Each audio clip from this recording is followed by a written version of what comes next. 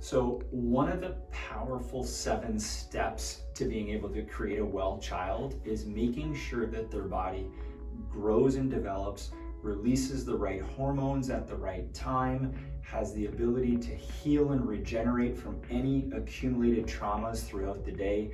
And all those things actually happen during the rest cycle. So some of the things that we know about rest is that that's when the majority of growth hormone gets released during those developing years. So literally growth is dependent on having a good rest cycle. We know that healing and repair happens during the rest cycle. So, a typical example would be right now as I'm talking to you, I'm utilizing my vocal cords and they will continue to break down or deteriorate until they hit a rest cycle. So tonight when I sleep and I'm not talking anymore, my vocal cords will regenerate beautifully. That happens in our body with our joints. It happens with so many different tissues in our body.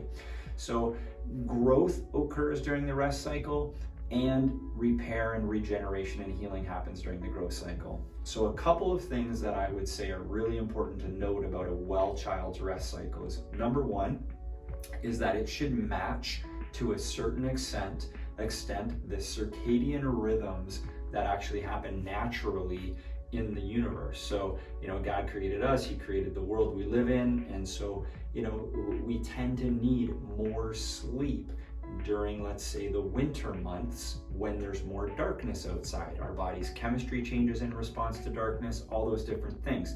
In the summer, as energy levels come up and the days get longer, we tend to do better with a little bit less sleep. So make sure that you try to have your child's rest cycle keeping that in mind in relation to the circadian rhythms that are going on out there.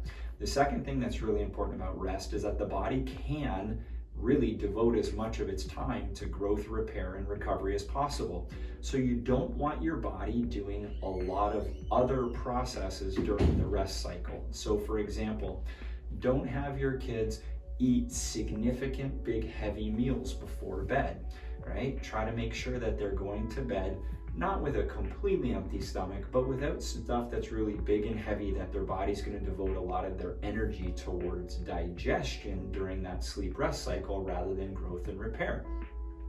The other thing that's really important as far as getting a good deep rest cycle is making sure that electronics are removed from the child's environment early enough on before bed. So blue light that comes off of LED screens associated with handheld electronics and computers is very stimulatory to the brain, and it causes the brain, even if the child does fall asleep, it causes the brain to take time to settle down before it can get into a full cycle of everything it needs to do during that sleep cycle.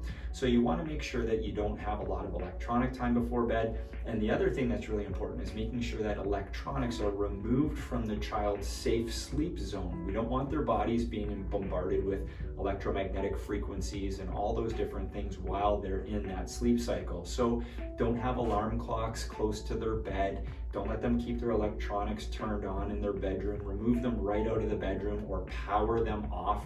I've oftentimes read that even just going into airplane mode is really not quite enough. You want to remove all those things. And another great thing to do as a family is to try to make sure that you have a timer on your Wi-Fi unit in your household to be able to turn that off during the nighttime when it's not needed at all for your family. So maybe it's on a cycle where it goes off at 11 at night and it's not back on until 6 or 7 in the morning.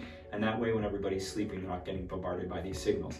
Kids are more susceptible to signals and frequency than adults are, just like you want to be much more cautionary when you're using X-ray on a child than you need to be with an adult. When tissues are developing and growing, they're more susceptible to these different frequencies.